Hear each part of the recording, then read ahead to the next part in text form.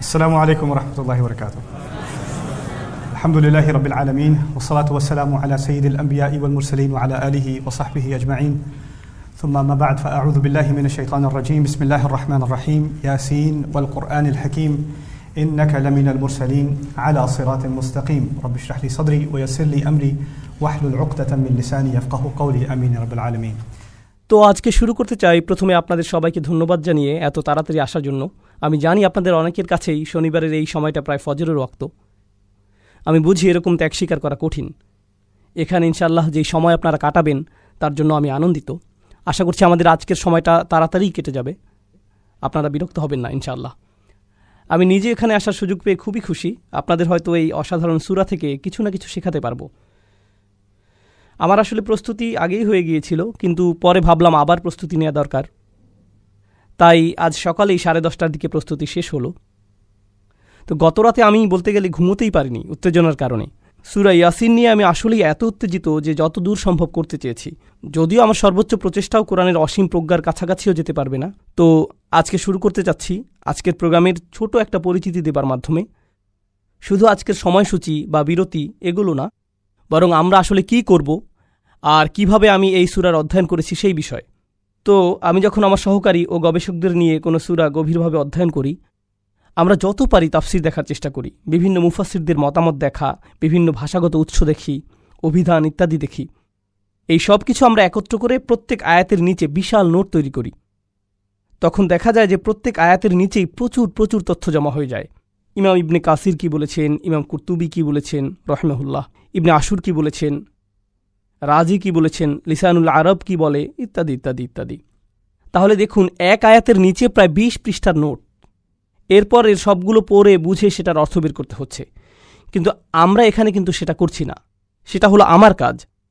ছাত্র হিসেবে আমার কাজই হলো সেটা, কিন্তু শিক্ষক হিসেবে আমার কাজ একদমই ভিন্ন।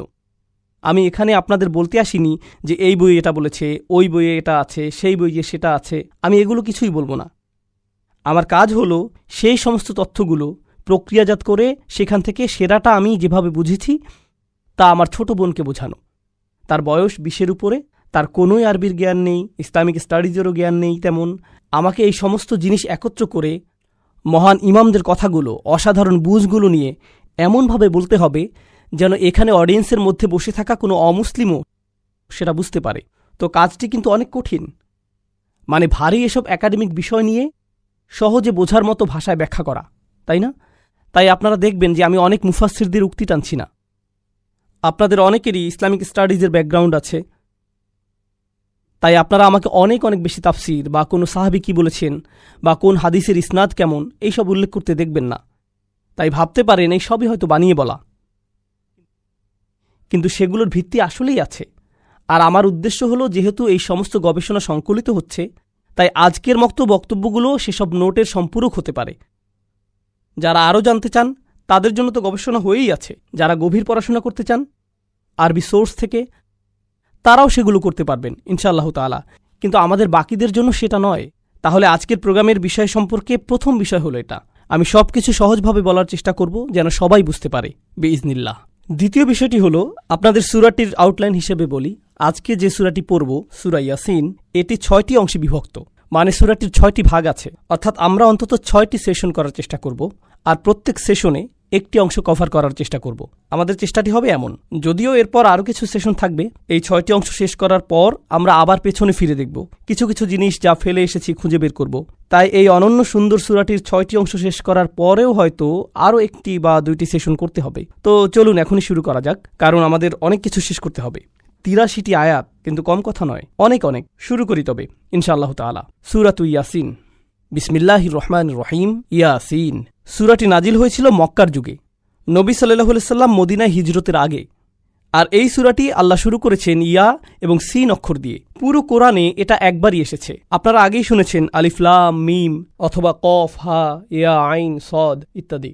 কোরআনের অনেক সূরাই এমন অক্ষর দিয়ে শুরু হয়। এই সবগুলোর মধ্যে যে মিলটি রয়েছে, অন্তত বেশিরভাগের মধ্যে মিল যেটা আছে তা হলো সবগুলো এই অক্ষর দিয়ে শুরু হয়, তারপর কোরআন সম্পর্কে কিছু একটা বলে। আলিফ লাম মিম অক্ষরগুলো দিয়ে শুরু করে আল্লাহ কোরআন নিয়ে কিছু একটা বলেন, যেমন যালিকাল কিতাবু লা রাইবা ফীহ অথবা তিলকা আয়াতুল কিতাবিল মুবিন।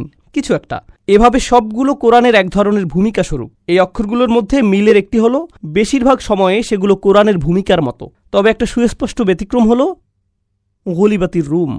আলিফ লাম মিম গুলিবাতির রুম। রুম বিজিত হয়েছিল, রোম হেরে গিয়েছিল। কিন্তু আমার মনে হয় যদিও এটা ব্যতিক্রম, তবুও তা একই পথ বরাবর, কেননা সেটাও কিন্তু আল্লাহর এক অলৌকিকতার বর্ণনা। যখন রোম পরাস্ত অবস্থায় ছিল, পার্সিয়ানরা তাদের দখল করে নিয়েছিল, তখন আল্লাহ বললেন 10 বছরের মাঝেই তারা আবার বিজয়ী হবে, 10 বছরের মাঝেই তারা ঘুরে দাঁড়াবে। যদিও তখন তারা সম্পূর্ণরূপে ধ্বংস ছিল। এটা তখন কুরআন অনেক আগে থেকেই ভবিষ্যৎবাণী করে রেখেছিল।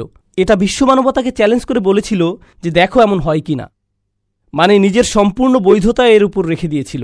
যেমন দেখুন, আল্লাহ কোরআনে বলছেন যেই রোমান সাম্রাজ্য পার্সিয়ানদের দ্বারা পরাজিত হয়ে আছে তারাই 10 বছরের মাঝে ফিরে আসবে। শুধুমাত্র আরবের মরুভূমির একজন মানুষ এটা নিয়ে কথা বলছে। যদি এমনটা না ঘটে তবে কোরআনের সব কিছুকেই প্রশ্নবিদ্ধ করা যাবে, সবকিছুই প্রশ্নবিদ্ধ হবে, সবকিছুই প্রশ্নবিদ্ধ হবে। মানে এভাবে পুরো ইসলামের বার্তার বিশ্বাসযোগ্যতাকে শুধু একটি বক্তব্যের হাওলায় ছেড়ে দিয়েছেন, তাই না? শুধু একটি দাবি, শুধু একটি দাবি। আর আসলে পুরো কোরআনেই কিন্তু এমন। কোরআনের মতো কোনো কিছু বানিয়ে দেখাও না কেন, এটা যে আল্লাহর পক্ষ থেকে না সেটা প্রমাণ করে দেখাও। মানে কোরআন নিজের বিশ্বাসযোগ্যতাকে প্রশ্নবিদ্ধ করার চ্যালেঞ্জ করেছে বারবার। এভাবে এটা অন্যান্য হুরুফের সাথে মিলে যাচ্ছে। এই হুরুফ মুকাত্তাআত নিয়ে আরেকটা বিষয় হলো, যদিও আমি ইয়াসিন শব্দ নিয়ে বেশি সময় খরচ করতে চাই না, আপনাদের অনেকেই হয়তো শুনেছেন যে সূরা ইয়াসিন হলো কোরআনের হৃদয়। এটা শুনেছেন না আগে? আর হয়তো আপনাদের অনেকেই এজন্য এখানে এসেছেন, আপনারা পাকিস্তানি, সারা জীবন এটাই শুনেছেন। কিন্তু এটা আসলে কোনো বিশুদ্ধ হাদিস নয়। যদিও শুনে খুব ভালো লাগে, আমরা একে অস্বীকার করছি না, আমাদের ঐতিহ্যের অংশ এটা। তবুও এটা কিন্তু প্রমাণিত নয় যে এটাই কোরআনের হৃদয়। যদিও এটা অনেক বিখ্যাত, তাও ভালো, অন্তত একটা সূরাকে তো আমরা যত্নার্থী করি, সেজন্য ভালোই। উপমহাদেশের জন্য কাজেই এসেছে এটা। তো যাই হোক, এই অক্ষরগুলোর ব্যাপারে কথা হলো যে এই হরফগুলো কিন্তু স্বয়ং নবীজি সাল্লাল্লাহু আলাইহি সাল্লামের কাছে অপরিচিত ছিল। খুবই গুরুত্বপূর্ণ। আমাদের নবীজির ব্যাপারে কোরআন গর্ব ভরে ঘোষণা করছে যে তিনি পড়তে জানতেন না, উম্মি। তিনি সদ্য জন্ম হওয়া কোনো বাচ্চার মতো নিরক্ষর ছিলেন। সেখান থেকেই উম্মি শব্দটি এসেছে, ঠিক আছে? আর তাই যিনি পড়তে জানেন না, ওয়ালা তাখুত্তুহু বিয়ামিনিক ওমা কুনতু তাতলু মিন ক্বাবলিহি মিন কিতাবিন ওমা তাখুত্তুহু বিয়ামিনিক, তুমি তো নিজের হাতে এটা লেখনি, এমনকি তুমি তো এর পূর্বে এমন কিছু কখনোই পড়নি, তুমি নিজের হাতে এটা লেখনি।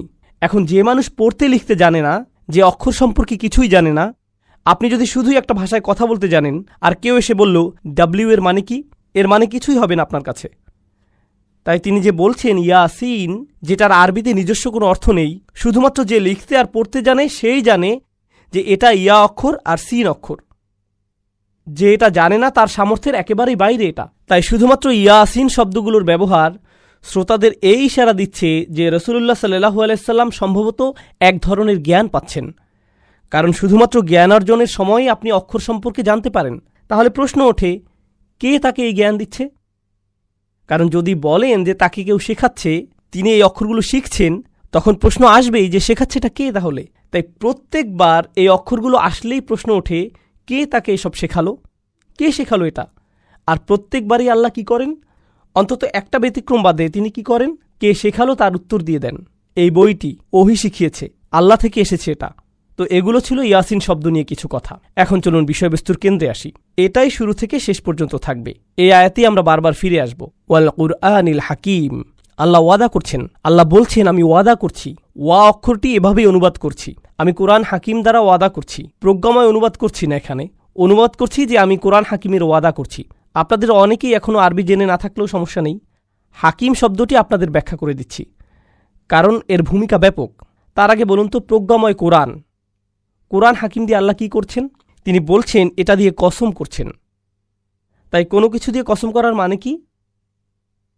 আমাদের বুঝতে হবে কেন তিনি এটা করবেন। কোরআনের কোনো কিছু নিয়ে কসম করাতে বিশেষত্ব আছে। কোনো কিছু নিয়ে কসম করার ক্ষেত্রে কোরআনের অনন্যতার বিষয়টি আপনাদের দেখাবো আমি। কারণ আপনিও তো কসম করি, আয় হায় আল্লাহর কসম আমি তোকে, তাই না? আমরাও এমন করি। কিন্তু যখন কোরআন করে সেটার কারণটা হয় অসাধারণ। এজন্য আমি আপনাদের এটা বোঝাতে চাচ্ছি। প্রথমত, কোরআন এটা করে আপনাদের মনোযোগ আকর্ষণ করার জন্য, আপনার মনোযোগের জন্য। আর এই মনোযোগটা আকর্ষণ করে অসাধারণ কোনো কিছুর ব্যবহারের মাধ্যমে, যেটা নিয়ে আপনি ভাবতে পারেন। আরও আছে, কোরআন যখন কিছু নিয়ে আপনার মনোযোগ আকর্ষণ করে তখন সেটাই পরে যা বলা হবে সেটার পক্ষে প্রমাণ হয়ে দাঁড়ায়। এখন এটা শুনতে কঠিন মনে হচ্ছে, তবে সহজ করে বুঝিয়ে দিচ্ছি। আল্লাহ বলছেন, আমি সময়ের শপথ করছি, ওয়াল আসর, আমি সময়ের কসম করছি। আপনারা বলতে পারেন সমস্যা নেই, হালাল, এটা খুতবা নয় যে পুণ্য কাটা যাচ্ছে। ওকে, তো তিনি শপথ করছেন কিসের? সময়ের। এর মানে হলো সময়ের শপথ করে যেন তিনি বলছেন, আমি স্বয়ং সময়কে প্রমাণ হিসাবে উত্থাপন করছি, আমি সময়কে প্রমাণ বানিয়ে দিচ্ছি। কিসের প্রমাণ? ইন্নাল ইনসানা লাফি খুসর, যে নিঃসন্দেহে মানুষ ক্ষতির মধ্যে আছে। মানুষ যে ক্ষতির মধ্যে আছে তার সবচাইতে বড় প্রমাণই হলো সময়। দেখলেন? তাহলে পরবর্তী যেই বক্তব্য আসছে সেটাই শপথ হিসেবে প্রমাণ হলো। তাই যখন আল্লাহ বলেন ওয়াল কুরআনিল হাকিম, তখন কোরআনকে প্রমাণ হিসেবে আনা হচ্ছে। একে প্রমাণ হিসেবে আনা হচ্ছে। যেভাবে সময়কে প্রমাণ হিসেবে আনা হয়েছিল, তেমনি কোরআনকেও কোনো কিছুর প্রমাণ হিসেবে আনা হচ্ছে। তবে আগে কুরআনিল হাকিম নিয়ে কথা বলে নেই। আরবিতে আল হাকিম শব্দের 3টি অর্থ আছে। এর 3টি অর্থ হতে পারে। প্রথমটি আমি বাদ দিয়েছিলাম তখন, প্রজ্ঞা। কোরআন প্রজ্ঞাতে পরিপূর্ণ। দেখুন, প্রজ্ঞা বার্ধক্যের সাথে আসে, খুবই জটিল ভাষায় প্রজ্ঞা প্রকাশিত হয়। প্রাসঙ্গিক হলে তবেই মানুষ প্রজ্ঞাকে উপলব্ধি করতে পারে। অর্থাৎ আমার প্রজ্ঞাময় কোনো কথা যদি আপনার মাথার উপর দিয়ে চলে যায়, তবে একে আপনি কখনোই প্রজ্ঞা মনে করবেন না। তবে আমার কোনো উপদেশ যদি আসলে আপনার উপকারে আসে, তবেই আপনি এই প্রজ্ঞাকে উপলব্ধি করতে পারবেন।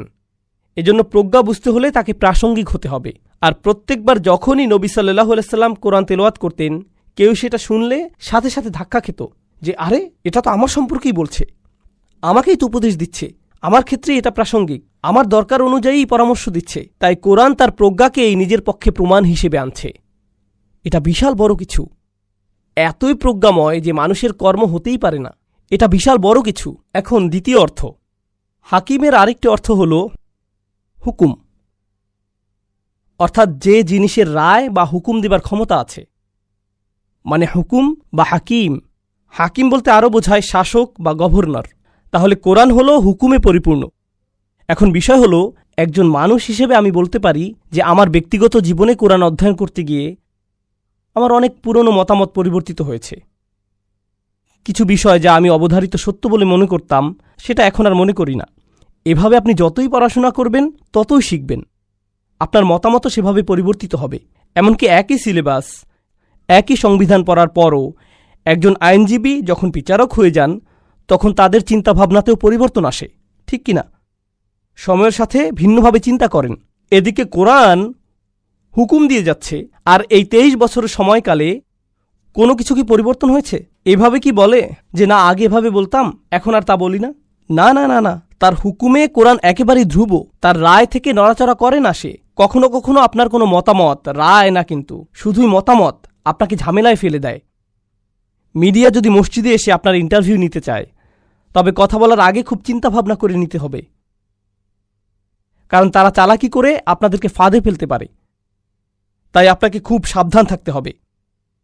কিন্তু কোরআন যখন কথা বলে, তখন কি পরিণতি নিয়ে চিন্তা করে? সম্ভবত এভাবে বলাটা ঠিক হবে না, ঝামেলায় পড়ব, এই বিষয়টা এড়িয়ে যাই, ওই প্রশ্নটা এড়িয়ে যাই। কোরআন সরাসরি বলে দেয়, স্পষ্ট রায় দিয়ে দেয়, স্পষ্ট রায় দিয়ে দেয়, যেন কর্তৃত্বের স্থান আছে তার। এখন ব্যাপার হলো, আপনাকে দুটো বিপরীত জিনিস বুঝতে হবে। নবী সাল্লাল্লাহু আলাইহি সাল্লাম তো শুধুমাত্র একজন মানুষ, খুব কম অনুসারী তখন, কোনো রাজনৈতিক অবস্থানেই নেই, কোনো সামরিক শক্তি নেই, কিছুই না। এদিকে আল্লাহ হলেন সর্বশক্তিমান, সর্বোচ্চ, তিনি গাইবে আছেন। কিন্তু যখন নবীজি কথা বলেন আলাইহিস সালাতু ওয়াস সালাম, আল্লাহর পক্ষ থেকেই বলেন, বিচারকের মতো বলেন, হুকুম দেন। কিন্তু তিনি তো এভাবে বলার মতো অবস্থানে নেই। তিনি তো কোনো গভর্নর নন, লোকদের শাসক নন, তিনি ক্ষমতার অবস্থানে নেই। কিন্তু কথা বলবার সময় এমনভাবে বলেন যেন তারই হাতেই ক্ষমতা, কারণ তিনি আল্লাহর পক্ষ হতেই বলছেন। এখন কারো যদি ক্ষমতা না থাকে, তবুও ক্ষমতাশালীদের মতো কথা বলে, তখন সে সমস্যায় পড়বেই। আপনার হাতে ক্ষমতা না থাকলে ওভাবে কথা বলতে পারবেন না। কিন্তু এই কোরআন প্রতিনিয়ত রাসূলুল্লাহ সাল্লাল্লাহু আলাইহি সাল্লামের মুখ থেকে এভাবেই বলে যাচ্ছে। কখনো কখনো কোনো ছাত্র হঠাৎ করে শিক্ষকের বিরুদ্ধে কথা বলে ফেলে, কিংবা কোনো কর্মচারী তার বসের বিরুদ্ধে আওয়াজ তুলে ফেলে, কিংবা ধরুন আদালতে বসে থাকা কোনো বাদী বিচারকের বিরুদ্ধে আওয়াজ করে বসল, বা পুলিশ অফিসার তার স্বর উঁচু করে চিফের বিরুদ্ধে কথা বলল, বা হোয়াইট হাউসের কোনো কর্মচারী প্রেসিডেন্টের বিরুদ্ধে বলে উঠল, এরকম একবার হতেই সে ক্ষমা চাওয়া শুরু করে, সরি সরি সরি সরি আমি বুঝতে পারিনি, এমন হয় কি না, এমন হয় কি না। কিন্তু কোরআনের বেলায় সে স্বর উঁচু করছে, সেখানে ক্ষমতাশালীরা আবার এত রেগে যাচ্ছে, কিন্তু কোরআন কি ক্ষমা চায় না, আবারও বলে, এরপর আবার বলে। এটা হলো হাকিম শব্দের দ্বিতীয় অর্থ। কোরআন কর্তৃত্বপূর্ণ, কোরআন রায় প্রদান করে, কোরআন কারোই পরোয়া করে না, প্রত্যেকবার একই কাজ করে। দ্বিতীয়টি হলো এটি হুকুম দেয় কোনো পরোয়া ছাড়াই। আর তৃতীয় অর্থটি হলো আমার সবচেয়ে পছন্দ, এটা ইহকাম বা মুহকামের সাথে সম্পৃক্ত। ইহকাম অর্থ হলো কোনো কিছুকে বেঁধে ফেলা, কোনো একটা বুনন তৈরি করা, ঠিক আছে, গাঁথুনির মতো বা এরকম কিছু, মানে যেখানে প্যাটার্ন আছে। যখন এরকম লম্বা প্যাটার্ন থাকে তাকে আরবিতে ইহকাম বলে। জিনিস যখন একে অন্যের সাথে বাঁধা থাকে তাকেও ইহকাম বলে। কোনো কাজ যখন সম্পূর্ণ শেষ হয়ে যায়, যেমন ধরুন এই দেয়ালে কিছু কাজ হয়েছে দেখতে পাচ্ছেন, এখন এই দেয়ালের কাজ যদি শেষ না হয়ে থাকে তবে তা মুহকাম নয়। কিন্তু যদি কাজ পুরোপুরি শেষ হয়, দেয়ালের সবকিছু সম্পূর্ণরূপে সুন্দরভাবে শেষ হয়েছে, তখন তাকে হাকিমও বলা হয়। ওটার আরেকটা অর্থ এটা, অর্থাৎ কোরআনকে অতি নিখুঁতভাবে বুনন করা হয়েছে, সবকিছুর সাথে অতি নিখুঁতভাবে সংযুক্ত। অনেক সময় রাজনীতিবিদরা বক্তৃতা দেয়, সে বক্তৃতার লেখক থাকে, জানেন আপনারা, মানে যেমন প্রেসিডেন্ট নিজে নিজের বক্তৃতা লেখেন না, তার জন্য আলাদা লেখক আছে, কিন্তু তার প্রতিপক্ষ 5 বছর আগের কোনো বক্তব্য দেখিয়ে সেখান থেকে একটি অংশ নিয়ে বলতে পারে 2010 সালে আপনি এটা বলেছিলেন, কিন্তু এখন বলছেন উল্টো, যদিও তখনও আরেকজন বক্তৃতা লেখক ছিল, কিন্তু সে ভুল করে ফেলেছে, এখন প্রতিপক্ষ তার বিরুদ্ধে এটা নিচ্ছে, এমন কি হয় না?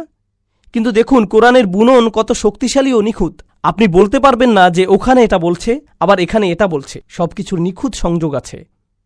এমনকি আল্লাহ কোরআনে যা বলছেন তার সাথে নবীজির কথাও পুরোপুরি মিলে যায়, সাল্লাল্লাহু আলাইহি সাল্লাম, পুরোটাই নিখুঁত বুননে আছে। তো এটা হলো তৃতীয় অর্থ। তাহলে চলুন আবারও দেখি ওয়াল কুরআনিল হাকিমের 3টি অর্থ তাহলে কি কি? প্রজ্ঞা, এটা হুকুম দেয়, আর নিখুঁত বুননে বিদ্যমান। সবকিছু একে অপরের সাথে নিখুঁতভাবে সংযুক্ত, কোনো শিথিলতা নেই এখানে, এমন কোনোই শব্দ নেই যেটা ভুলে পড়ে গেছে, সবকিছু গাঁথনি নিখুঁত, একদম ঠিক অবস্থানেই আছে, অতিরিক্ত নিখুঁত এই কোরআন। এই সব কিছুই আবার অন্য কিছুর প্রমাণ। এগুলো কিসের প্রমাণ? প্রমাণ এটাই যে কোনো সন্দেহ নেই আপনি, অর্থাৎ মুহাম্মদ সাল্লাল্লাহু আলাইহি সাল্লাম, নিঃসন্দেহে যাদের পাঠানো হয়েছে আপনি তাদের একজন। এই কোরআনই চূড়ান্ত প্রমাণ যে এটা আপনার নিজের বানানো কিছু নয়, কোনোভাবেই এটা আপনার নিজে নিজে করা সম্ভব না। এখন আমাদের বুঝতে হবে কেন এই প্রমাণ। কারণ একজন মানুষের তুলনায় কোরআনের প্রজ্ঞা অতিরিক্ত বেশি, এটা অসম্ভব। এর মধ্যে কর্তৃত্বের অবস্থান হতে হুকুম এতই বেশি যে কোনো একজন মানুষের পক্ষে তা সম্ভব নয়। বছরের পর বছর, দিনের পর দিন নিজেকে আরও বেশি বিপদে কোনো মানুষই ফেলে না। কোনো মানুষ কথা বলার কারণে ঝামেলায় পড়লে পরের দিন আরও বেশি কথা বলে নাকি কম কথা বলে, চেপে যায়, অথবা বিষয় বদলে ফেলে, কিংবা অন্য কোনো শহরে চলে যায়। অথচ তিনি একই লোকদের কাছে বারবার যাচ্ছেন, তারা আরও বেশি করে অপমান করেই যাচ্ছে। শুধু আপনি চান বলে এমন করছেন তা হতেই পারে না। আপনি একা নন, আপনাকে পুশ করা হয়েছে, আপনাকে মিশন দেয়া হয়েছে, সাল্লাল্লাহু আলাইহি সাল্লাম। আর 3 নম্বরটা ছিল যে অন্য কোনো কথার মতোই নয়। ব্যাপারটা যোগাযোগ মনোবিজ্ঞানের দৃষ্টিকোণ থেকে বোঝার চেষ্টা করুন, খুবই মজার জিনিস, ঠিক আছে?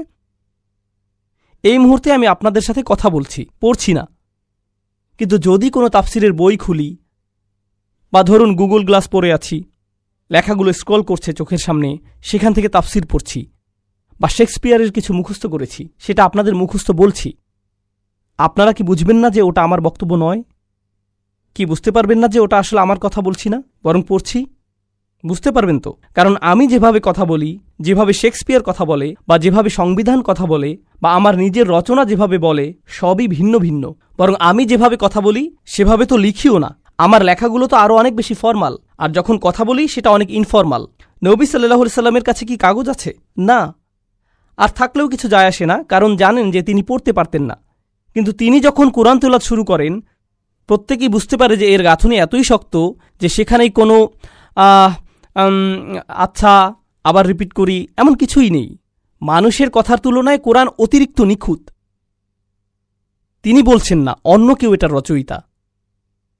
তো এখন এই আয়াতে আরেকটা জিনিস বোঝার আছে, তা হলো আল্লাহ বলছেন আপনি তাদের একজন যাদেরকে প্রেরণ করা হয়েছে। কিন্তু এখানে তো প্রশ্ন চলে আসে, সেই প্রশ্নটি হলো কে প্রেরণ করেছে? আল্লাহ তো বলেননি ইন্নাকা লামিনাল মুরসালিনা মিনাল্লাহ, তিনি তো মিনাল্লাহ যোগ করেননি। তিনি তো বলেননি যে আপনি আল্লাহর পক্ষ হতে প্রেরিতদের একজন। আল্লাহকে এখানে উল্লেখ করা হয়নি, শুধুই উল্লেখিত হয়েছে যে এটা হচ্ছে কোরআন, অবিশ্বাস্য এক তেলাওয়াত, এটা হিকমতে পরিপূর্ণ, হুকুম দেওয়ার ক্ষেত্রেও প্রচণ্ড সাহসী, প্রচণ্ড শক্ত গাঁথুনি এর। এটা তার পক্ষ থেকে হতেই পারে না, কেউ না কেউ তাকে প্রেরণ করেছে। আমরা এখনো জানি না তিনি কে, বুঝতে পারছেন? তাহলে রহস্য তৈরি করা হয়েছে, তবে উত্তর দেয়া হয়নি এখনো। আর সামনে আগানোর আগে আরেকটা জিনিস বলতে চাই, ইন্নাকা লামিনাল মুরসালিন নিয়ে আরও 3টা জিনিস। আল্লাহ কার সাথে কথা বলছেন? তিনি বলছেন নিঃসন্দেহে তুমি প্রেরিতদের একজন। তাহলে কার সাথে কথা বলছেন? তিনি নবীজির সাথে কথা বলছেন।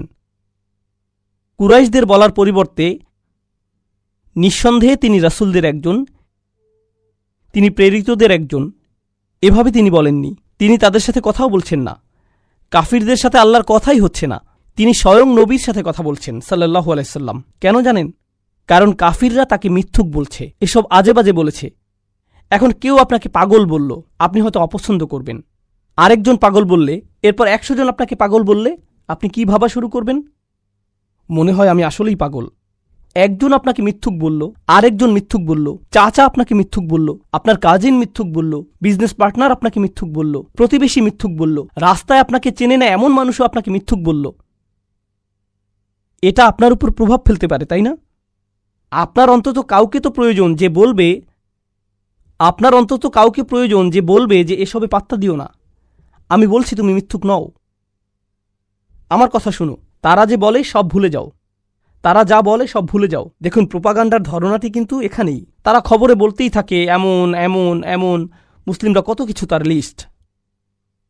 আমরা এয়ারপোর্টে বা লিফটে মানুষকে নাকি ভয় পাইয়ে দেই, এলিভেটরের ভেতরেও তারা অস্বস্তিকর অবস্থায় থাকে। তো মাত্র গতকালই আমি লিফটে ঢুকলাম, ভেতরে একটা পরিবার ছিল। আমার ফ্লোরের বাটন চাপ দিলাম, কিন্তু তারা চাপছিল না। তো আমি ভাবলাম হয়তো তারা আমার ফ্লোরেই যাবে। তো যখন আমার ফ্লোরে লিফট আসলো, আমি ভদ্রতা করে, কারণ মহিলা বাচ্চারা ছিল, তাদের জায়গা করে দিলাম। তারা উল্টো আমাকে আগে যেতে বলল। আমি অবাক হয়ে বের হয়ে আসলাম। এরপর তারা বাটন চাপা শুরু করলো। ওকে, প্রোপাগান্ডা আসলেই কাজ করে, প্রোপাগান্ডা কাজ করে। কি অবাক কাণ্ড! ওকে, তো আমি বলছি যে এর প্রভাব আপনার উপরেও পড়তে পারে। তাছাড়া মুসলিমদের উপর কি নিজেদের বিরুদ্ধেই প্রোপাগান্ডার প্রভাব পড়ে না? আমরা কি আমাদের নিজেদের খারাপভাবে দেখতে শুরু করি না? হ্যাঁ, আমাদের পরিচয়ের জন্য ক্ষমা চাইতে শুরু করে দেই। আমাদের নিজেদের ইমামদেরকেই সেসব প্রশ্নগুলো করি যেগুলো অমুসলিমরা করার কথা। আমরা কেন এমন, এভাবে বলে কেন, কোরআন এমনটা বলে কেন? তারা তো বলে তোমাদের কোরআন এটা কেন বলে, আর আপনি বলেন হুজুর কোরআন পাকে এটার মানে কি? একই প্রশ্ন, আপনি একই প্রশ্ন কেন করছেন? কিন্তু দেখুন নবীজিকে কি বলা হচ্ছে সাল্লাল্লাহু আলাইহি ওয়াসাল্লাম, আপনার অন্য কারো থেকে সার্টিফিকেট নিতে হবে না। আমি আপনাকে বলছি যে আপনি প্রেরিতদের একজন, অন্য কারো বৈধতার দরকার নেই আপনার। আমি বৈধতা দিচ্ছি, সেটাই আপনার জন্য যথেষ্ট। অন্যদের চাপের কথার কোনো দরকার নেই। এখন আমার 3য় পয়েন্টে আসছি। আল্লাহ কিন্তু শুধু বলেননি আপনি একজন রাসূল, তিনি বলেছেন আপনি তাদের একজন যাদেরকে পাঠানো হয়েছে। এর অর্থ কি? এর অর্থ হলো তিনি একা নন। কারণ যদি বলি আপনি মুসলিমদের একজন, তখন তার মানে হবে অনেক মুসলিম আছে। তাই যখন বলল আপনি প্রেরিতদের একজন, তার মানে নিশ্চয়ই প্রেরিত আরও অনেকেই ছিল। এখন নবীজি সাল্লাল্লাহু আলাইহি ওয়াসাল্লামকে বলা হচ্ছে যে আপনি নিজেকে একা মনে করলেও আপনাকে এমন মানুষজনের সাথে পরিচয় করিয়ে দেব যারা আপনারই দলে আছে, আরও বড় ভ্রাতৃত্বের বন্ধনে আবদ্ধ। আপনি যখন আপনার দলেরই আরও মানুষ খুঁজে পান, তখন অনেক মানসিক সাপোর্ট হয়। যেমন ইউনাইটেড স্টেটসে অনেকেই এখানে বসবাস করে, ইউনিভার্সিটিতে কোনো মুসলিমই দেখতে পায় না, কিংবা দেখে কর্মক্ষেত্রে কোনো মুসলিম নেই। এখন সে কেনাকাটা করতে দোকানে গিয়ে দেখল একজন মাত্র লোক দেখতে মুসলিমদের মতো দাঁড়িয়ে আছে, হয়তো ফাতিহা মুখস্থ করার চেষ্টা করছে। এতেই সে এত খুশি, কারণ একটু সাপোর্ট হলেও পাচ্ছি, আমার মতোই আরও একজন। কিন্তু নবীজি সাল্লাল্লাহু আলাইহি ওয়াসাল্লাম যখন রাসূল, তিনি তো একমাত্র রাসূল। কিন্তু আল্লাহ বলছেন পূর্ববর্তী রাসূলরা তো চলে গেছে, অনেক আগেই গত হয়ে গেছে, কিন্তু তিনি তার কথার মাধ্যমে তাদের জীবন দান করবেন। আল্লাহ পূর্ববর্তী নবীদের জীবন দান করবেন তাদের কথা বলার মাধ্যমে। তখন আপনি আপনার সাপোর্ট, আপনার সান্ত্বনা তাদের মধ্যে পাবেন। তাহলে প্রথম হলো বৈধতা। প্রথম সান্ত্বনা পাচ্ছেন আল্লাহর থেকে, আমি বলছি আপনি প্রেরিতদের একজন। আর দ্বিতীয়টি হলো তাকে বলে দেয়া হচ্ছে যে শুনুন, আপনি একটি দলের অংশ, তাদের মাঝেই আপনি প্রচুর সাপোর্ট পাবেন। আর তাই ইন্না শব্দটি প্রথমে এসেছে। কোনো সন্দেহ নেই আপনি হলেন প্রেরিত রাসূলদের একজন, কারণ সন্দেহ পোষণকারী অনেক আছে, কিন্তু আপনি কখনো সন্দেহ করবেন না। এখন এই আয়াত নিয়ে শেষ কথা, ইন্নাকা লাবিনাল মুরসালিন।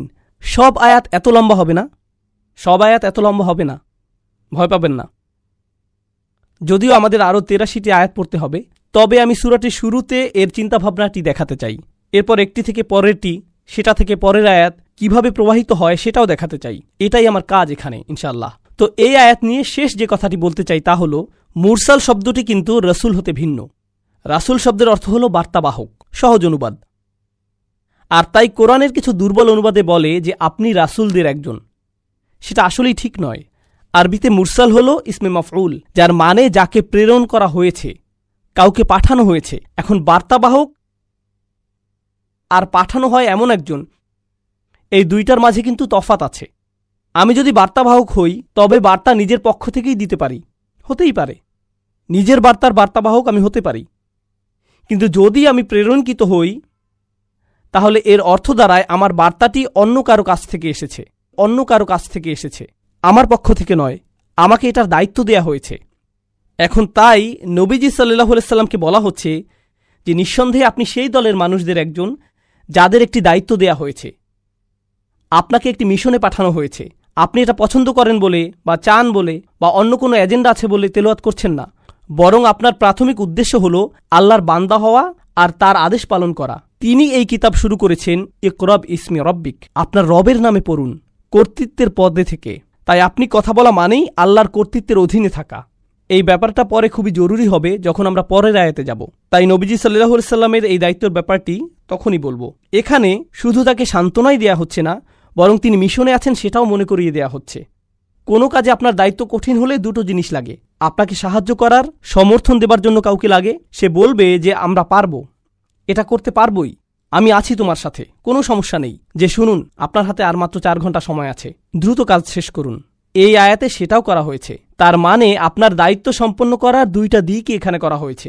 একদিকে সাহায্য, সান্ত্বনা, বৈধতা, আবার অন্যদিকে মনে করিয়ে দেয়া যে শুনুন, এই কাজ করতে হবে। আমি জানি কাজটি কঠিন, কিন্তু এটা আমরা করতে পারবই। এই বিষয়ে এটা ছাড়া কোনো বিকল্পই নেই। আল্লাহ বলেন আলা সিরাতিম মুস্তাকিম, সরল পথের উপর, তাই না? এখানে দেখুন সিরাতিম মুস্তাকিম কথাটি কিন্তু আপনি আগেও অনেকবার শুনেছেন, কিন্তু এটি এখানে কি করছে? প্রথমত আপনাদের বোঝাতে চাচ্ছি যে সরল পথের ওপরে, আলা সিরাত মুস্তাকিম, আমি ওপরে শব্দটি এখানে পছন্দ করি না, বরং প্রতিশ্রুতিবদ্ধ পছন্দ করি। এখানে আলা শব্দটি লুজুম, যার মানে হলো আপনি সরল পথে প্রতিশ্রুতিবদ্ধ। কিন্তু প্রথম যেই প্রশ্নটির উত্তর দিতে চাচ্ছি, কে এই সরল পথে প্রতিশ্রুতিবদ্ধ? কে এই সরল পথে প্রতিশ্রুতিবদ্ধ? আমি কোরআনের শপথ করছি, পরিপূর্ণ প্রজ্ঞাময়, কত সুন্দর গাঁথুনি এতে, কত শক্ত এর বিধান। কোনো সন্দেহ নেই আপনি তাদের অন্তর্ভুক্ত যারা আসলেই প্রেরিত হয়েছে সরল পথের উপর। তাহলে সরল পথে কে? নবীজি নিজে। কিন্তু শুধু নবীই নন, শুধুমাত্র নবীজি সাল্লাল্লাহু আলাইহি সাল্লামই নন, যাদেরকে পাঠানো হয়েছে তারাও সরল পথে ছিলেন, আর আপনিও। উভয়ের ক্ষেত্রেই প্রযোজ্য এটা। এখন আলা সিরাতে মুস্তাকিম উভয়ের জন্যই প্রযোজ্য। এটা গুরুত্বপূর্ণ কেন? একটি রাস্তা কল্পনা করুন, আপনি সেই রাস্তার উপরে আছেন, শুধুমাত্র আপনিই আছেন সেই রাস্তায়, আর বাকি সবাই আপনাকে রাস্তা থেকে ধাক্কা মেরে সরিয়ে দিতে চাচ্ছে। তা আপনি এগিয়েই যাচ্ছেন, তারা চিৎকার করছে, এই রাস্তা থেকে নেমে যাও, কেন এখানে তুমি, ইত্যাদি ইত্যাদি। ভুল পথে যাচ্ছ তুমি, শুধু আপনিই সেই পথে যাচ্ছেন। এদিকে আল্লাহ আপনাকে সাহস দিচ্ছেন এগিয়ে যেতে।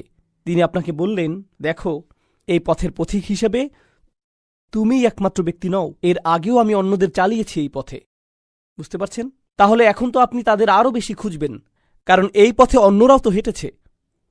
এই পথের বাধাগুলো তারাও পেয়েছে আপনার পূর্বে, তাদের আপনি উদাহরণ হিসেবে নেবেন, আর আপনাকে আরও ভালোভাবে রাস্তা চেনাতে সাহায্য করবে, এই যাত্রা সহজ করে তুলবে তারা। এছাড়াও আপনারা বাস্তব জীবনেও এমন করেন কিন্তু। যেমন ধরুন ড্রাইভিং করে যাচ্ছেন, এখন খবর পেলেন সামনে ট্রাফিক জ্যাম বা অনেক পুলিশ রাস্তায়। আপনাদের কারো কারো গাড়িতে রাডারের মতো কি একটা আছে না? এটার ব্যাটারি ধরুন শেষ হয়ে গিয়েছে, তাই বন্ধুকে ফোন দিলেন, ইয়ো, আমি জর্জ বুশ রোডে আছি, বা কি জানি আপনাদের অন্য একটা টোল রোডে আছি, স্যাম হিউস্টন না কি জানো, তো আমি এই রোডে আছি, অনেক পুলিশ এখানে, তো আমি কি জোরে চালিয়ে যাব? Do it. না না না না ভাই, আমি গত সপ্তাহে ওখানে গিয়েছিলাম, আমাকে ফাইন দিয়েছিল। আচ্ছা আচ্ছা, আমি হালাল লিমিটের ভিতরে থাকবো, তাই না? তো আপনি এমন কাউকে খোঁজেন যে এই রাস্তা দিয়ে আগে গিয়েছে, পথ চেনাতে সে আপনাকে সাহায্য করে।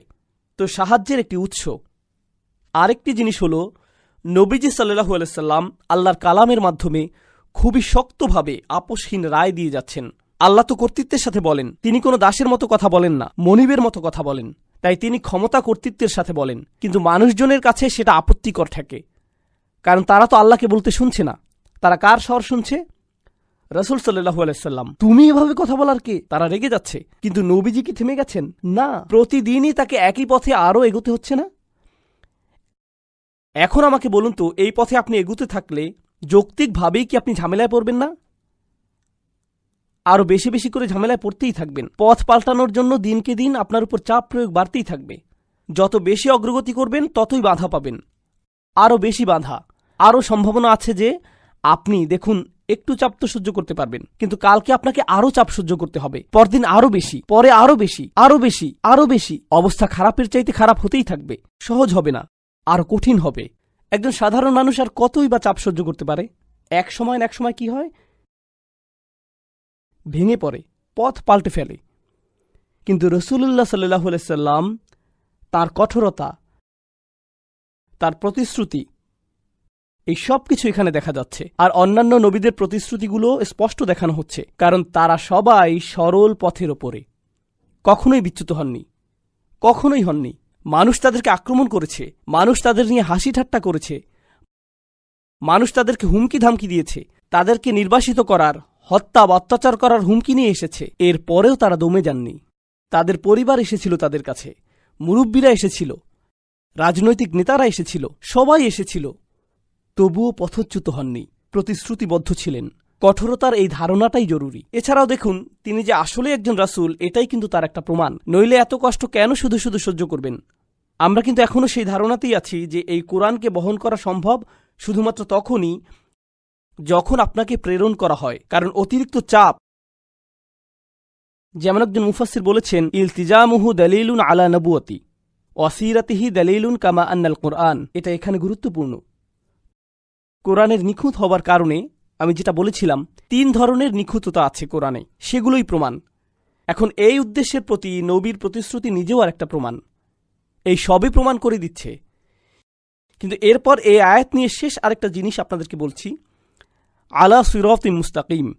এখানে কিন্তু বলা হচ্ছে না সরল পথের উপরে প্রতিশ্রুতিবদ্ধ, এখানে বলছে একটি সরল পথের উপর প্রতিশ্রুতিবদ্ধ। সিরাতিম মুস্তাকিম, ফানাক্কার লফস, তিনি এটাকে নাকিরা করে দিলেন, সার্বজনীন করলেন। সাধারণভাবে সরল পথ আর একটি সরল পথ, এই দুইয়ের মাঝে পার্থক্য আছে। কারণ ফাতিহাতে আমরা কিন্তু বলি না যে আমাদেরকে একটি সরল পথে পরিচালিত করুন, আমরা বলি সরল পথে পরিচালিত করুন, ইহদিনাস সিরাতাল মুস্তাকিম। সেখানে একটি আল আছে, কিন্তু এখানে নেই। এটার কাজ কি? আসলে আপনি যখন আল সরিয়ে ফেলবেন, তখন মানে দাঁড়াবে অপরিচিত কিছু, অজানা কিছু। আর যদিও আল্লাহ নবী সাল্লাল্লাহু আলাইহি সাল্লামের সাথে কথা বলছেন, কারা শুনছে? কুরাইশরা শুনছে। কুরাইশরা হয়তো কোরআন সম্পর্কে অনেক কিছু জানে না, আমরা দেখব যে তারা আসলেই হয়তো জানে না, কিন্তু অন্তত একটা জিনিস জানে, তারা নবী সাল্লাল্লাহু আলাইহি সাল্লামকে জানে। তিনি কোনো কথা না বললেও তারা বুঝতে পারে যে তিনি কোনো এক ধরনের সরল পথে বাঁচেন, তার পথ একদম সোজা, তিনি সব সময় সঠিকভাবেই কাজ করেন। অন্যভাবে বললে, আপনি যদি সবকিছু নাও বোঝেন, অন্তত তার চরিত্র লক্ষ্য করলেই উপলব্ধি করবেন যে এটা কোনো একরকমের সরল পথ।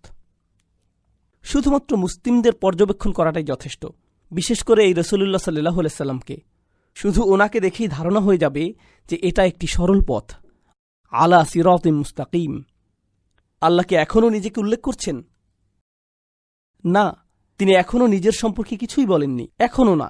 যদিও তিনি বলছেন তিনি প্রেরিত, আপনাকে প্রেরণ করা হয়েছে, আপনি সরল পথে প্রতিশ্রুতিবদ্ধ, কিন্তু কার দ্বারা প্রেরিত? এই কোরআনের প্রজ্ঞাগুলো কোত্থেকে আসছে? এই পরিমাণ কর্তৃত্ব নিয়ে তিনি কিভাবে বলছেন? অবশেষে প্রশ্নের উত্তর আসছে, আর এত জোরালো ভাষায় উত্তরটি এসেছে, তানজিলাল আজিজির রহিম। 3টি শব্দ। প্রথম শব্দটি হচ্ছে তানজিলা। আপনাদের যারা অল্প স্বল্প আরবি জানেন, আর নাসাব আলাল ইগরা, এখানে একটি ফাতহা আছে। এর মানে কি বুঝতে পারছেন? মানে নরমভাবে এখানে বলা হচ্ছে না, আপনারা তো এভাবে পড়েন না, তানজিলাল আজিজির রহিম, আল্লাহু আকবার।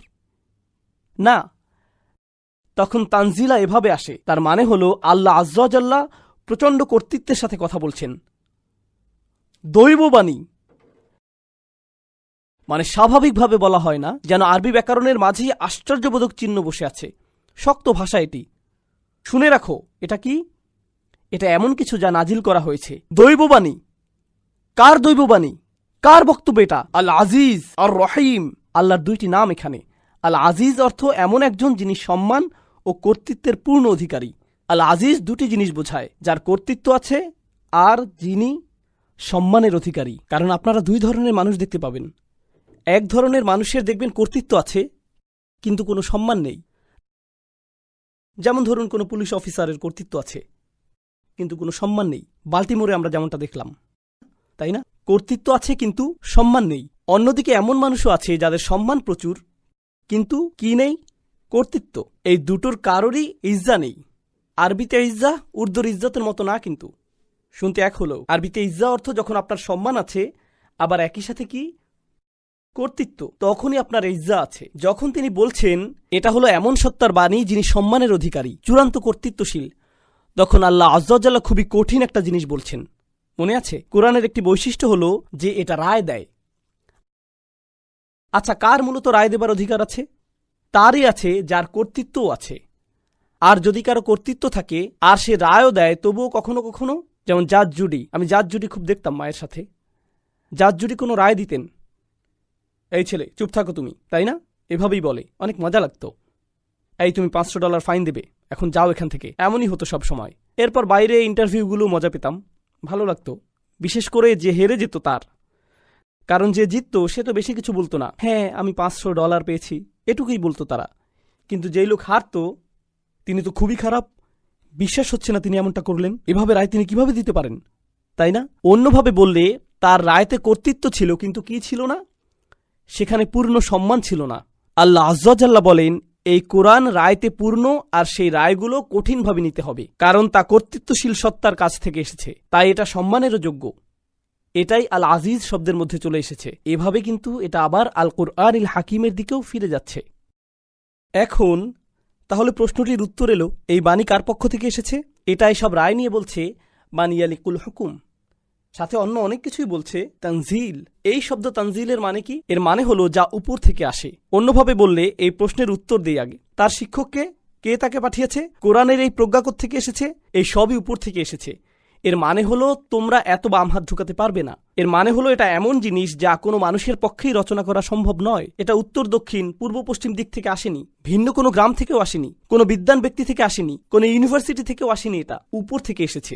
দেখুন, উচ্চশিক্ষা অর্জন করতে আমরা কোথায় যাই? আমরা জ্ঞান অর্জন করতে পূর্ব পশ্চিম উত্তর দক্ষিণে যাই, এখানে সেখানে যাই শিক্ষা নিতে, কিন্তু জ্ঞান অর্জন করতে উপরে তো আর যেতে পারি না। কিন্তু এই মানুষের দীক্ষা তো দেখি উপর থেকে আসছে, অর্থাৎ এতে তোমরা বা হাত ঢুকাতে পারবে না, এটা তোমাদের নাগালের বাইরে।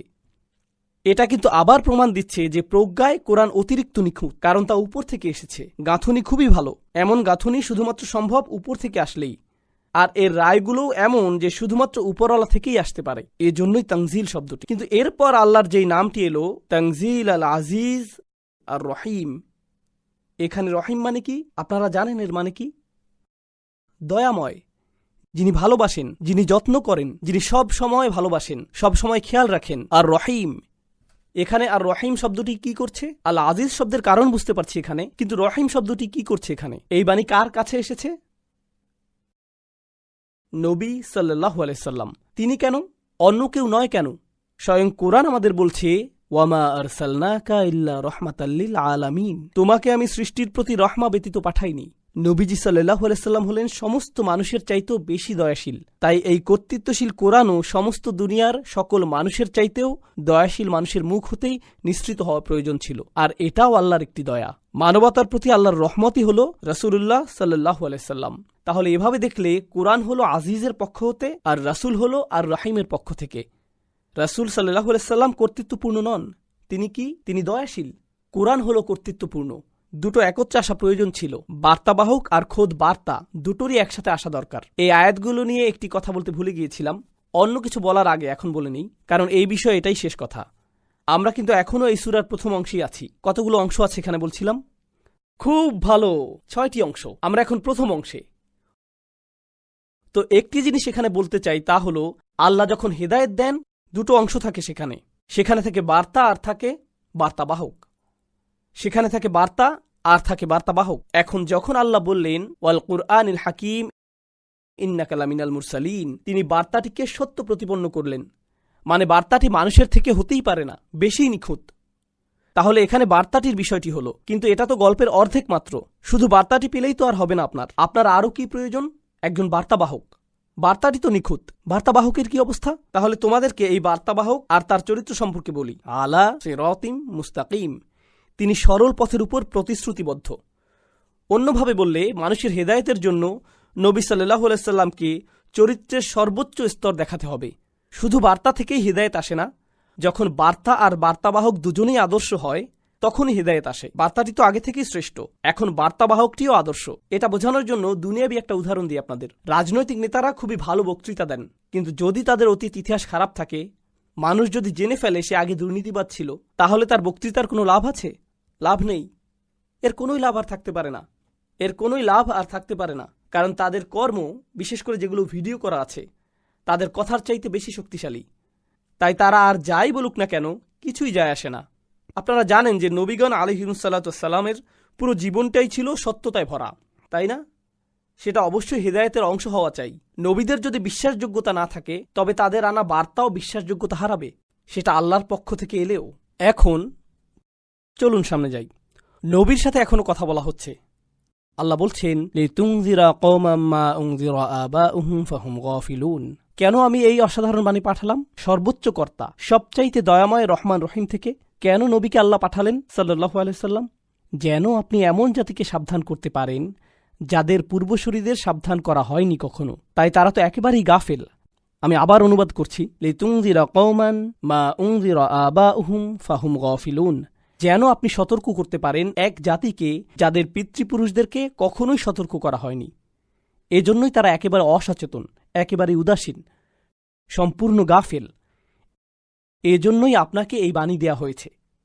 আচ্ছা, এই আয়াতের মধ্যে প্রথম যে জিনিসটি লক্ষ্য করবেন তা হল আপনাকে সতর্ক করতে পাঠানো হয়েছে। ধর্মের বাইরে থেকে সতর্ক শব্দটি চিন্তা করুন তো একটু। কখন আপনাকে সতর্ক করা হয়? ঝড় আসছে, আপনারা তো এই সম্পর্কে ভালো জানেন। হিউস্টন, ঝড় আসছে।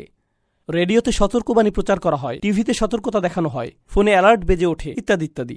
ঠিক, সতর্কতা তো অবশ্যই নির্ভরযোগ্য আর কর্তৃত্ব সম্পন্ন উৎস থেকে আসতে হবে, ঠিক কিনা? এমন উৎস থেকে আসতে হবে যেই উৎসের কর্তৃত্ব আছে, আপনি সম্মান করতে পারবেন। এটা প্রকাশ করার কি কোনো শব্দ আছে? যা আমরা আগেই বলেছিলাম, আজিজ। আপনাকে যদি সতর্ক করতে পাঠানোই হয়, তবে অবশ্যই এমন কেউ পাঠাবেন যিনি বৈধভাবে আসলেই এই সতর্কবার্তা পাঠাতে পারেন। তিনি হলেন আল আজিজ।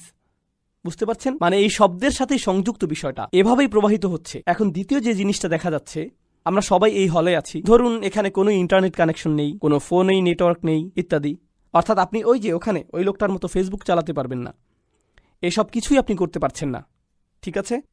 এখন বাহিরে যদি কিছু ঘটে, বাহিরে যদি এমন কিছু ঘটে, বিশাল বড় কোনো ঘটনা যদি বাইরে ঘটে, আপনারা কি জানতে পারবেন? আপনারা জানবেনই না। বাহির থেকে সতর্কতা না আসলে তো আপনাদের সতর্ক করা সম্ভব না। বুঝতে পারছেন? ধরুন আপনি বিল্ডিং এর বেসমেন্টে আছেন, টেক্সাসে কোনো বেসমেন্ট নেই, আপনি আপনার গেমিং রুমে বসে আছেন। তো আপনি সারাক্ষণ গেম খেলছেন, জানেনই না বাইরে কি হচ্ছে না হচ্ছে। তাহলে বাহির থেকে কেউ এসে সতর্ক না করলে আপনি কিছুই জানতে পারবেন না। নবী সাল্লাল্লাহু আলাইহি সাল্লাম তো তাদের সাথেই চলেন, ঠিক কিনা? তাদের সাথেই থাকেন। আর এখন মানুষদেরকে তিনি সতর্ক করবেন, কিন্তু সংজ্ঞা অনুযায়ী সতর্ক কোত্থেকে আসতে হবে? বাহির থেকে। তাই তারা প্রশ্ন করবে, এই সতর্কবার্তা কোত্থেকে এলো? হ্যাঁ, সতর্কবাণী উপর থেকে এসেছে, সেটা তো প্রতিষ্ঠিত হয়েই গেছে। কোথায়? তানজিল আল আজিজির রহিম। এজন্যই তো এই সতর্কবাণী, নইলে তো সতর্ক করতে পারবেন না। আপনি যদি একই বাসায় থাকেন, একই লিভিং রুমেই থাকেন, তাহলে সতর্ক করে তো লাভ নেই। হ্যাঁ, তুমি কোত্থেকে জানলে এই খবর? তোমার কাছে তো ফোনও নেই। এখন দ্বিতীয় জিনিস হলো, বরং তৃতীয় জিনিসটি হলো, কাউকে কেন সতর্ক করবেন? এই যে ওই রোডে যাবেন না, বাসায় থাকুন, এই ওটা করো না। কেন কাউকে সতর্ক করা হয়?